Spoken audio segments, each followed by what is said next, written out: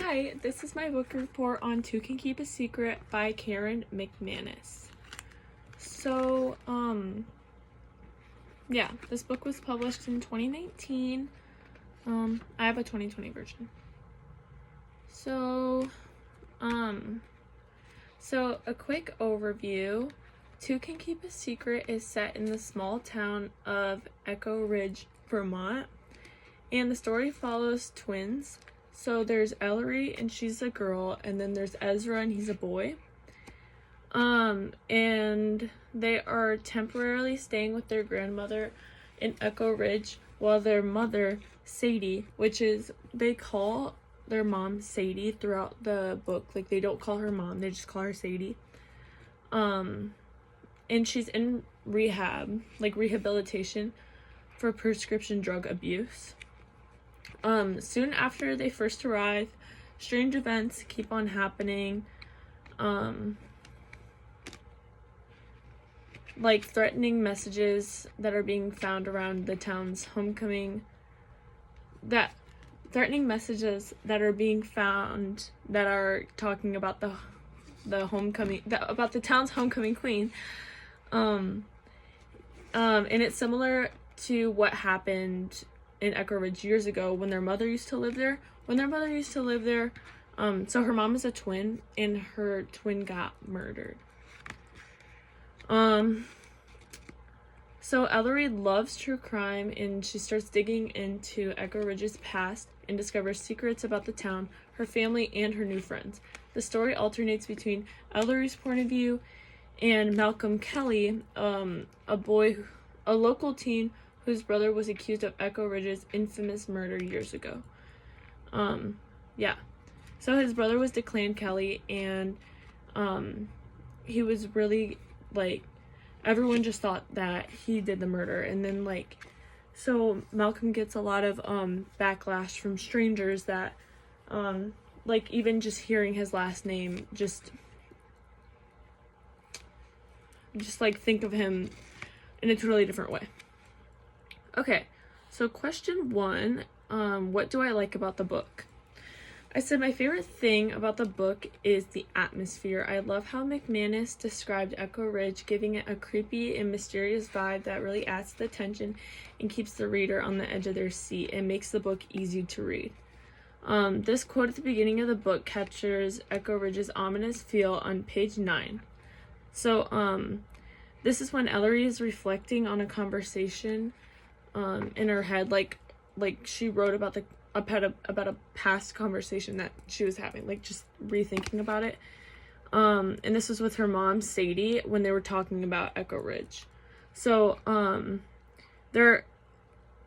she rethinks about this conversation when she drives past the sign that her mom told her to watch out for. It's the town sign, and then it also displays the population on it. So here's where the quote, so it starts, population 4,935, never changed in the 18 years I lived there, she said with a smirk. Apparently, if you're going to bring someone in, you have to take someone out first. And then this description of the population in Echo Ridge is obviously a joke made by her mom, Sadie. But the way that there was a murder there previously really adds to the creepiness of her mom's comment.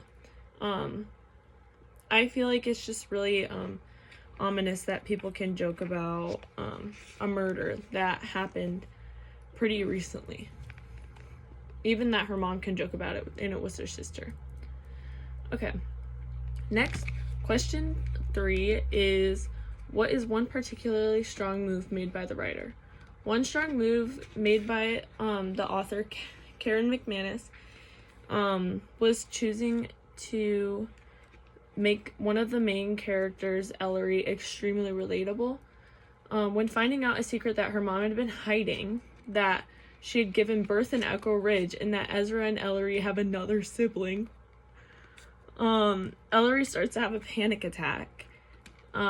She then describes herself as feeling small and powerless, saying, "And the worst thing about all this is how horribly, childishly, and desperately I want my mom right now." And this is on page 250.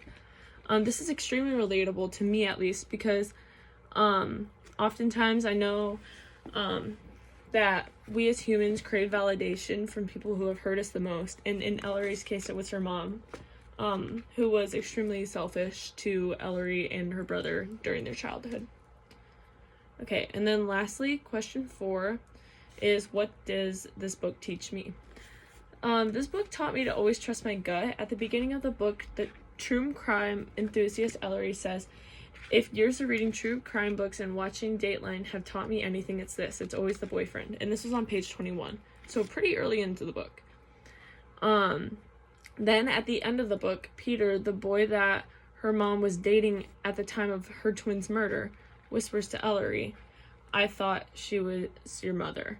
And this is on page 323. So at the way end of the book.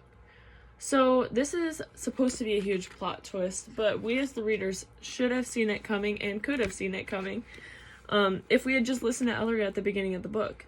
Karen McManus paints the story to make the reader think that Peter was the one who was least likely to commit the murder, by making him seem like very like a respectable guy. Like, he is rich, he has like this whole life built for him in his town, like he's very connected with all the people.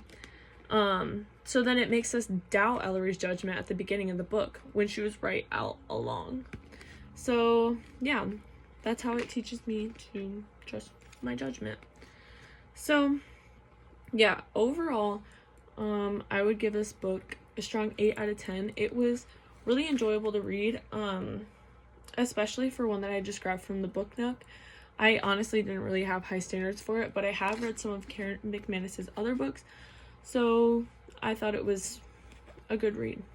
So thank you so much for watching my book report.